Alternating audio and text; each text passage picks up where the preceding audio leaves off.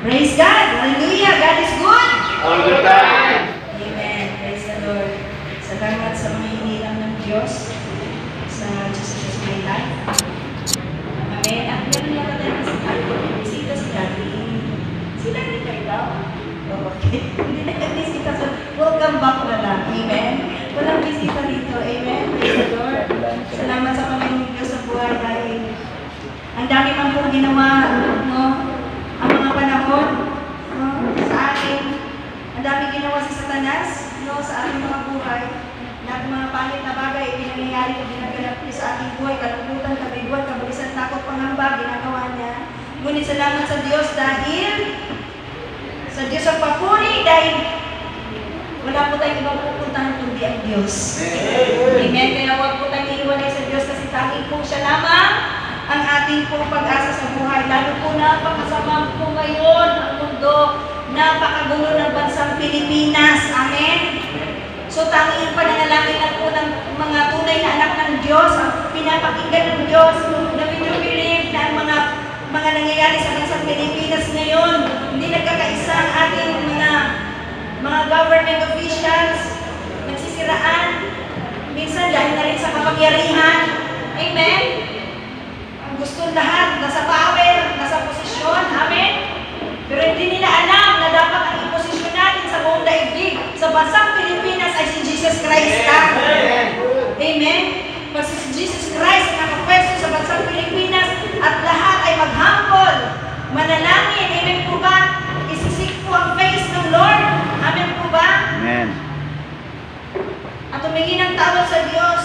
Ano man pong kabuluhan, ano man pong mga problema at pagsubok sa loob ng ating bansa, yan po ay solusyonan ng ating Panginoon Kristo.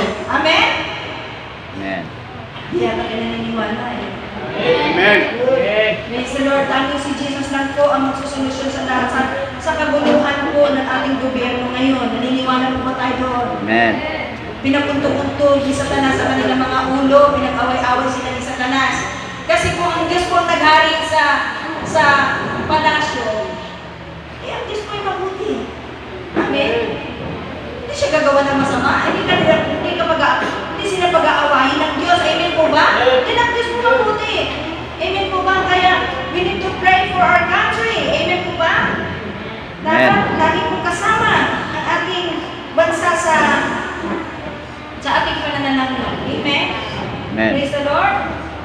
Okay, so actually hindi ako mag-preach sa si Father Sunny. So before I will step down, hayaan niyo munang pakinggan itong salita ng Diyos.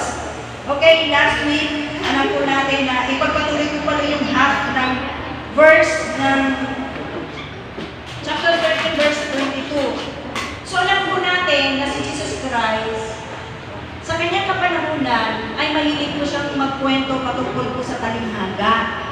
Amen po ba? So, nagkukwento siya, pero ang ibig sabihin ng talinghaga, mga kwento siya, mga kwento na meron pong na nagtuturo ng katotohanan espiritual. Yan po ang ibig sabihin ng talinghaga. Okay? So, kapag tayo po ay magbabasa ng Biblia, lalo na po sa Gospel ng Panginoon sa Matthew, Mark, Luke, John, atin po, marami pong talinghaga. Alam niyo po ba, ang nakakaunawa lamang po sa mga talinghaga ay yung po mga nagbalik loob na po sa Panginoong Diyos. Amen po ba? Ang sabi po sa sa chapter 13, verse 15, sapagkat naging manhid na ang puso ng bayang ito at mahirap nang makarinig. Pero nakakarinig naman sila, di ba? Amen. Nakakarinig po ba tayo? Pero bakit sinasabi ng Lord? Talinghaga ito. Mahirap silang makarinig. Okay? Bakit kaya mahirap makarinig? Nakikinig po tayo ngayon. Nawa, hindi po tayo nahirapan makarinig. At mahirap nang makarinig ang kanilang mga tenga.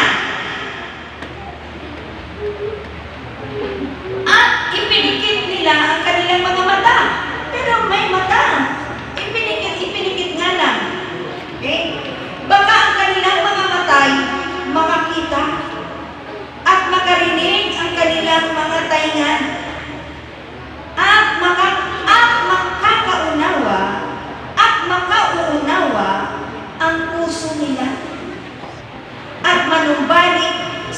akin at sila'y aking pagagalingin.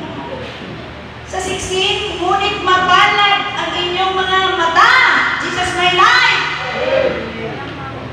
sapagkat ang mga ito'y nakakakita at ang inyong mga tenga, sapagkat ang mga ito'y nakakarinig. Nakakarinig na po ba ang ating tenga sa katotohanan? Nakakita po ba ng katotohanan ng ating mga mata? Okay? So church, kung ang isang tao ay manunumbalik sa akin, sabi ni Panginoon Jesus, kapag nanunumbalik ang tao sa Panginoon Kristo, magkakaroon po siya ng spiritual eyes at spiritual ears. Kasi meron tayo ngayong tenga, kahit anong pakikinig natin kapag wala pa si Yesu Kristo sa ating buhay, hindi natin siya maunawaan. Amen? Meron tayong mga mata, pero wala tayong nakikita katotohanan. Amen po ba? Pero kung tayo po ay magpakumbaba, sabi po, magpakumbaba sa akin, sabi ni Jesus Christ, tayo po ay makakarinig at tayo po ay makakakita. Kaya mapalad at taga Jesus My Life family, kasi po tayo po ay nakakarinig na at nakakakita na. Amen. Ang ating spiritual eyes. Amen po ba? So, ang tao ngayon, meron silang spiritual ears. Ay, meron silang tenga. Ang maraming tao meron tenga at meron mga mata. Pero, ang mga mata at tenga nito, kapag wala ang Panginoon sa buhay at hindi po sila nagpapakumbaba, ibig sabihin hindi humingi ng tawad, amen, hindi po nagsisi, hindi po tinanggap si Jesus Christ sa kanilang puso bilang Panginoong tagapagligtas, at hindi po sila nagbagong buhay, yan po ang ibig sabihin ng papakumbaba. Okay? Kahit kailan hindi po nila maunawaan ang salita ng Diyos. Hello? Kahit kailan, kahit ano ang sikap mo na magbabago ka, mag-New Year's resolution ka, hindi mo ito ma-achieve sa buhay mo. Bakit? Yung spiritual ears, binging. Yung spiritual eyes, bulag. Amen po ba? Kaya dapat lang tayo maghapon sa Lord. That's the key. Para maunawaan po natin ang mga talinghaga ng salita ng Diyos. Amen po ba? Ang Biblia ay napakahirap unawain. Amen po ba? Kaya nga bago ka magbasa ng Biblia, lalo pag beginners, mayroong preparation yan. Magsisi ka. Amen po ba? Tatapin mo si Jesus. Magbagong buhay ka. Amen po ba? Maunawaan. Question po ang Holy Spirit, maunawaan po natin ang Biblia. Amen po ba? Nang ngayon, magkakaroon na po na tayo ng tenga, nakakarinig, spiritual na ear, at mata, nakakita. Makikita po natin ang mga kabutihan ng Diyos. Amen po ba? Ang kapangyarihan ng Diyos, ang himala ng Diyos. Amen po ba? Amen. At meron po akong iniinan dito, meron diba apat, na yung po mag-asik, siya po nag-asik, at siya po ay, dito po tayo sa Matthew 13, nahulog po yung inasik niya sa daan una. Tapos pangalawa sa kabatuhan, pangatlo sa tinikan, pang-apat ay sa mabuting lupa. Amen? Okay. Hello? Meron talagang apat na uling puso na paghasikan ng salita ng Diyos. Amen? Ngayon, pag nakikinig ka, sabi ni Jesus, kapag nakikinig ka, at hindi mo ito inuunawa, ang salita ng Diyos ay parang, yung puso mo parang bato lang. Bato lang. Hindi mo kasi siya naunawaan. Amen po ba? Nakikinig ka, hindi mo inunawa, yung puso mo bato. Ay, daan pala, daan. So sa daan, alam natin sa daan, ay, di ba pag sa daan lang, syempre, wala namang ano roon. Nakikita ang bini, tutukain nyo ng ibon, at ang ibon po ay nagsisimbolo po yan sama-sama. Amin po ba? Yung nainasik na salita ng Diyos, na hindi mo naunawaan, napakinggan mo ngayon. Kailangan lahat na napapakinggan mo o unawain mo.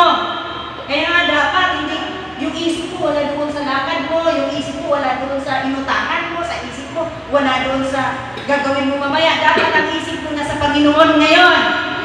Amen po ba? Nang sa ganun po, maunawaan po natin ang sanang binhi na itinatanim ng Diyos sa ating mga puso. Yung daan, pag hindi naunawaan, tinuka ng ibon, kinuha ng masama, wala. Useless ang pag-church. Walang kwenta. Amen po ba? Amen. Yung kabatuhan naman po, konti na naman kasi ang lupa doon. Tumubo siya, pero hindi nagkaugat. Nung nasikatan ng araw, dahil hindi naman siya nagkaugat, wala na lang tagagan. Amen? Na ibig sabihin po, pagdating ng kapighatian ng buhay, nag-church ka na ha? Nakailang Sundays ka na, nakailang taon ka na, nakailang ano ka na, di ba? Okay. Yung nakikinig ka ng salita ng Diyos, tapos, kabatuhan nito, kabatuhan yung puso mo, okay?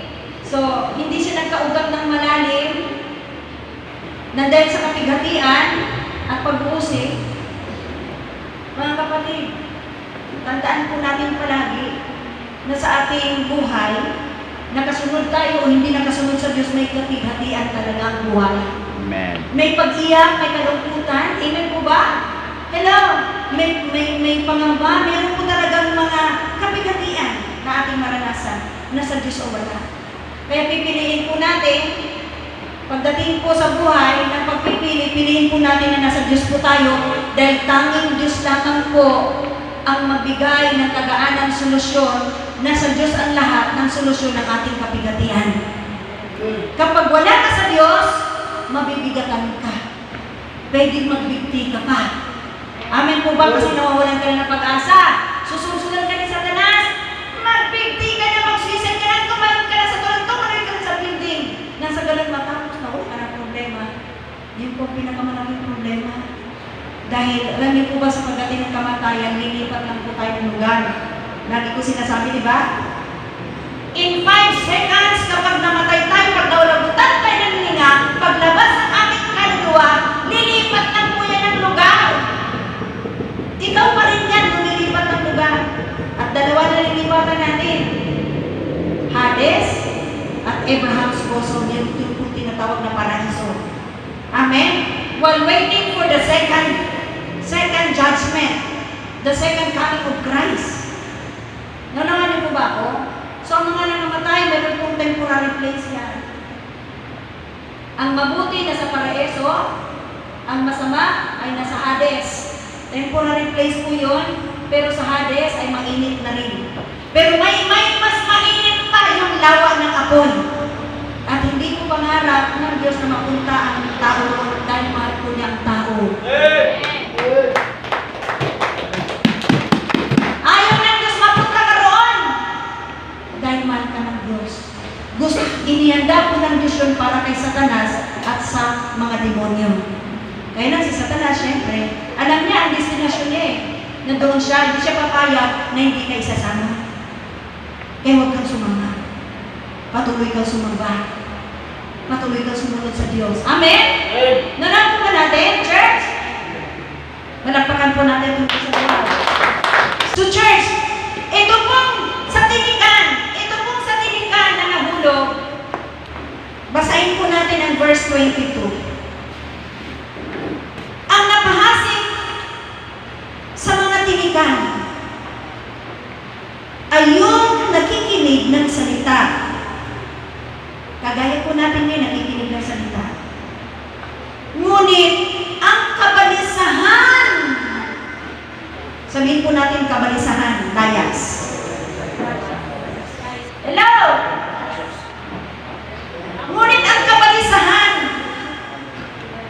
ng sanlibutan at ang daya ng mga kayamanan ay sumasakal sa salita at iyon ay nagiging walang bunga. Church, matagal na po tayo nakikinig ng salita ng Diyos. Amen? Nakailang taon na po tayo. Amen? Hello? Maliban doon sa mga bago. Amen? Kung bakit po walang bunga ang ating pagiging Kristiyano, kalabitin yung katabi mo, ilan na ba bunga mo? kaluluwa o espiritual na bunga? Yun, hinahanap ng Diyos yun. Hello? Bunga. Okay? Hindi na niya bumunga dahil marami tayong kabalisahan. Amen. Sa buhay na ito, marami tayong kabalisahan. Pero, again, sinabi ko na ito nung linggo, lahat nating kabalisahan, ang sabi ng 1 Peter 5:7, ilagak natin sa Diyos. Amen. Kapag ang kabalisahan mo, ibinigay mo na sa Diyos, problema mo sa asawa, sa anak, sa negosyo, sa trabaho, sa lipunan, lahat yan. Pag binigay mo ng kabalisahan, nasa iyo pa ba? Wala na, di ba? Wala na. Dapat ganun tayo. Amen. Para hindi tayo nababalisa, nakakapaglingkod tayo ng tama. Amen. Nakagagawa tayo ng tama sa everyday life, sa ating mga personal life. Amen po ba? At sa Panginoon, dapat lahat ng kabalisahan. Lalo mga tatay, mga nanay. Siyempre, pang-aaral ninyo, papapakain, amen po ba? Kinabukasan ng mga anak. Ang sabi po ni Pedro, ilaga lahat ng kabalisahan sa Diyos. Amen. Amen?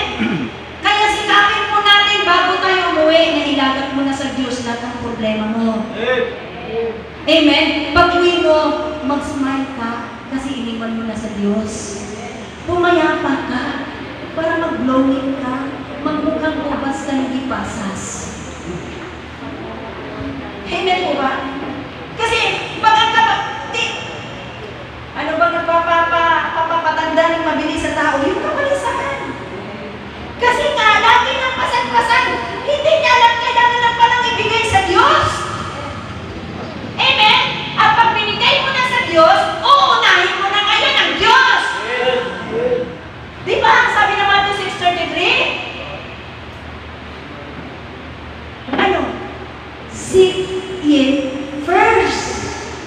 First, si Lord sa buhay mo. Araw-araw. Paano hindi nagiging first si Lord? Di ba? Seek ye first the kingdom of God and His righteousness. Ang sabi mo may pangako, and all these things shall be added unto you. Tapos, ang kabalisahan. Amen. Lahat ng binabalisa mo patungkol sa mga bagay na sa libutan ito, ibibigay ng Diyos yan. Unahin mo lang siya. Amen po ba? Ibig sabihin na unahin mo lang siya. Lagi ka dapat sumasamba, nanalagi, nagbasa ng Biblia, naglilingkod sa Panginoon, gumagawa ng mabuti. Yan po ang pagkuna sa Diyos. Amen po ba? Hello?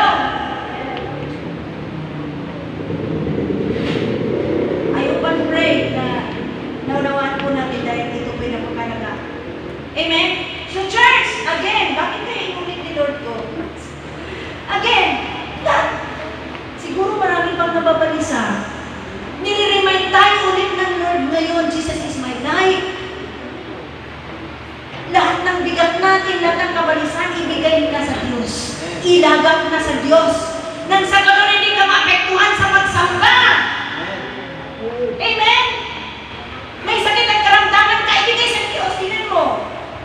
Dahil sa salita ng Diyos, laging pinapalakas si Sister Jonalisa ni Lord. Kahit may lagnat yan at masakit, ang binti, humahayo siya.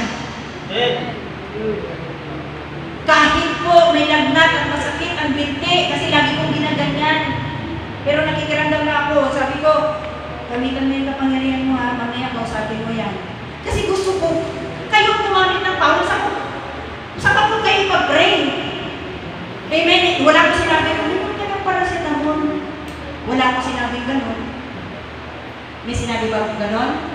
Uminom kang paracetamol? Wala, di ba? Pero may lagnat ka, masakit ang binti. Hello? Amen po ba? Kung gusto natin, kasi ang sabi niya, gusto daw niya maranasan ang kapangyarihan ng Diyos. Eh di ngayon, sumakit yung binti niya at may lagnat. O tingnan mo, naranasan niya kapangyarihan ng Diyos without medicine. Pag ganun ko kanina, kasi bago ko matulog, pag-isip ko sa mga gawin ko, saan ka Sister Jonalisa? Lagi sa sakit. Praise the Lord. Pag ganun ko kanina, no, magmula ng Friday, nagdadalo ko siya sa atin, kanina wala, hindi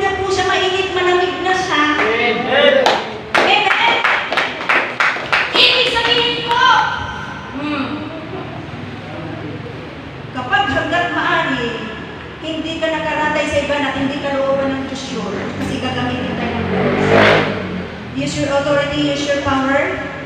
Sumunod ka lang sa Diyos kahit may sakit ka. Diba, boy?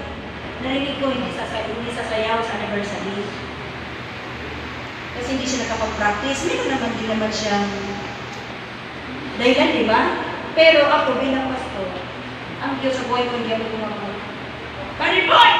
Mag-practice ka! Kahit masakit! Tinitingnan ko sa pare boy, practice siya kahit pagkukulin ako. Mag-practice ka! Yung paa mo na yan! Ihayop mo yan! Gagaling ka! Amen po ba? Naniwala po ba tayo? Amen. Gagaling ka!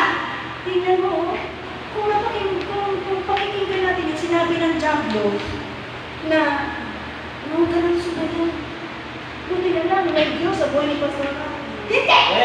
Sumayon ko noon! Kahit nahirapan ka? Because we are a people of faith. Manampalataya tayo. Ngayon pag siya, oh, yung kumilong, Mariboy, laplagin mo lahat ng gamot. Mariboy, sige, laplagin mo lahat para gumaling ka. Hindi! Gagaling ka pag isayo mo yan. Gagaling ka pag ihayo mo yan. Ilakad mo yan ang ilakad. Gagaling ka! Amen po ba? Ano ba sinabi noong ni Pedro? Doon sa Acts chapter 3 verse 6 sa gawa. Di ba sabi niya, silver and gold I have none. Pero kung anong meron ako, sa ngalan ni Jesus, rise and walk. Di ba sinabi lang niya, rise and walk? Bakit mo rise and walk? Amen po ba? Amen. Ganun tayo because we are a people of faith. Tandaan mo yan. Hello, may panampalataya tayo at panampalataya tayo ni Kristo. Lahat ng nangyari at nagaganap sa Jesus is my life ay puro bunga ng panampalataya. Amen! Kaya kahit walang gamot, ito pa rin lang yung kalooban ng Diyos. Just speak, rise and walk, may gamot! Wala, hindi ko sinasabing masama ang gamot. Ang grasya ko ng Diyos yan. Amen? Pwede ka naman uminom, pero bago ka uminom, subukan mo muna yung kapangyarihan ng Diyos. Amen po ba? Rise and walk, walang gamot. Kundi rise and walk, walk, walk, walk. Walk po yun. Sabi ko, hindi yan po. Amen? Praise the Lord, Sister Jonalisa. Amen po ba? Pinaisip na ng Diablo sa akin, sa akin, Sister Jonalisa, kasi alam niyo mga burden ko rin yun. Amen? Akala nila kung hindi ko burden ko. Niisip ko sakit ni Sister Jonalisa. Lahat ng sakit at karamdaman na naranasan ng tao ay masamang espiritu.